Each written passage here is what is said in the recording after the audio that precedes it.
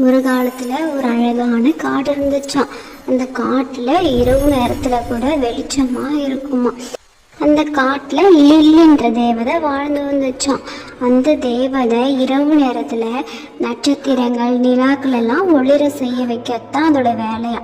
ஒரு நாள் ஒரு நட்சத்திரத்தை காணோம். அதை தேடி லில்லி ரொம்ப தூரம் போயிட்டு இருந்தாலாம். லில்லி கொஞ்சம் பயந்த சுபாவம் உடையவ.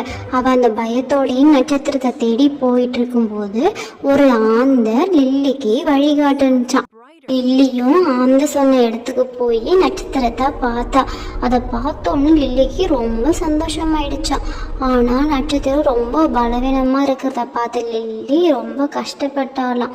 உடனே தன் சக்தியால் நட்சத்திரத்தை மீண்டும் ஒளிர செஞ்சா. லில்லியும் ரொம்ப சந்தோஷமாக அந்த நட்சத்திரத்தை எடுத்துகிட்டு போய் வானத்தில் ஒளிர செஞ்சாலாம். அந்த நட்சத்திரமும் மற்ற நட்சத்திரங்களோட சேர்ந்து சந்தோஷமாக இருந்துச்சான்.